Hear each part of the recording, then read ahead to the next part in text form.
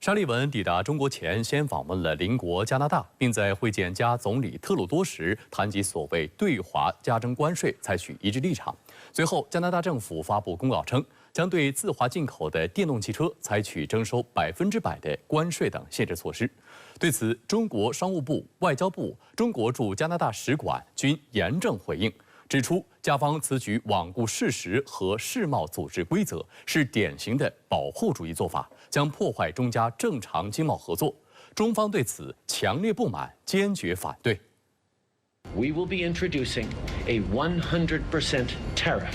on Chinese-made electric vehicles, and a 25% tariff on Chinese steel and aluminum. 当地时间8月26号，加拿大总理特鲁多宣布，加拿大将对从中国进口的电动汽车、钢铝产品采取加征关税等限制措施。其中，涉钢铝关税将在2周后生效，涉电动汽车关税将于10月1号起生效，范围涵盖所有中国的电动汽车，包括乘用车、卡车、公共汽车和货车。就在1个月前，加拿大曾就中国电动汽车及相关产品展开了为期30天的公开咨询，但遗憾的是，渥太华最终决定与美国和欧盟保持一致。 中国商务部新闻发言人27号严正回应称，加方罔顾事实和世贸组织规则，无视中方多次严正交涉，不顾多方反对和劝阻，一意孤行。中方多次强调，中国电动汽车等产业发展基于自身比较优势，是开放竞争的结果。中国电动汽车受到包括加拿大消费者在内的全球用户欢迎，也为全球应对气候变化和绿色转型做出巨大贡献。 外交部发言人林健同日也在例行记者会上强调，加方此举违背历史潮流，是典型的保护主义做法，不仅破坏了中加的经贸关系，损害了加企业和消费者的利益，也无助于加绿色转型的进程和全球应对气候变化的努力。补贴补不出产业竞争力，保护主义保护的是落后，失去的是未来。中方敦促加方尊重客观事实，遵守世贸组织规则。 立即纠正错误的做法，不要将经贸问题政治化。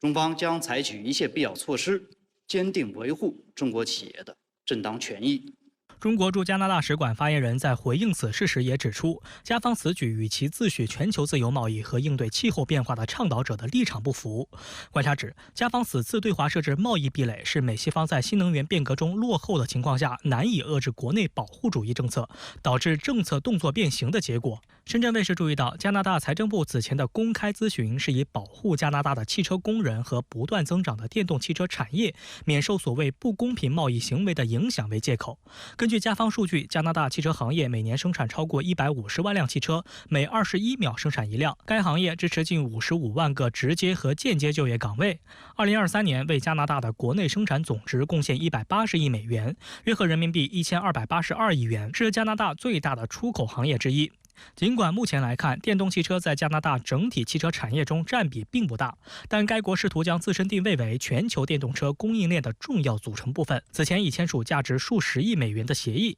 将欧洲顶级汽车制造商引入电动车供应链的各个环节，以加强其制造业中心地带，并通过北美自贸区享受美国对新能源车制造的巨额补贴，从而继续抢占庞大的美国汽车市场。 在内政考虑之外，与以美国为首的盟友统一步调，是加拿大此次对华征税更重要的原因。外界注意到，美国总统国安事务助理沙利文在抵华前特地在加拿大中途停留，明确要求特鲁多在加征关税上与美国保持一致。而在与沙利文会面后，特鲁多就宣布对华加征新关税，且关税税率与拜登政府保持一致。今年5月，拜登宣布将对中国电动汽车的关税翻2番，增加到100%，对钢铝等战略物资的新关税调整至25%。观察 沙利文在访华前拉上盟友，意在增加与中国对谈的筹码。而特鲁多同意美方要求，也是出于加拿大对外贸易严重依赖美国的实际考量。加拿大前驻华大使赵普表示，考虑到加拿大与美国的经济一体化，加拿大不得不站在美国的立场上。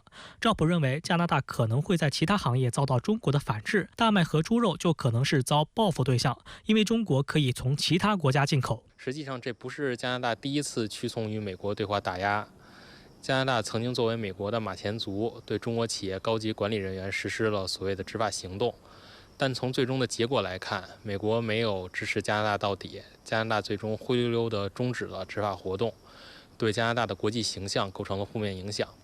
这次加拿大没有吸取教训，反而继续采取错误政策，未来恐怕也会面临错误政策的副作用。观察指，加拿大地处严寒地区，目前中国电动汽车在家销量实际并不大，因此特鲁多政府此次加税对中国的出口经济影响有限。而特鲁多此举政治意义大于实际意义。但讽刺的是，极力忽悠特鲁多跟风的沙利文，在访华前就已经备受国内产业界要求缓解对华加税的巨大压力。据悉，拜登政府预计将在月底前宣布对部分中国进口商品大幅提高关税的最终决定。该决定将是副总统哈里斯成为民主党总统候选人以来，美国政府面临的首个重大贸易决策。针对此事，美国产业界痛斥加征关税将引发成本上升，甚至国会中的一些民主党人也对此不满。此前，拜登政府宣布对中国制造的岸边起重机征收25%的关税。纽约和金泽西港就表示，他们已向中国企业振华重工订购了8台起重机，每台价格1800万美元。25%的关税将使每台起重机的成本增加450万美元，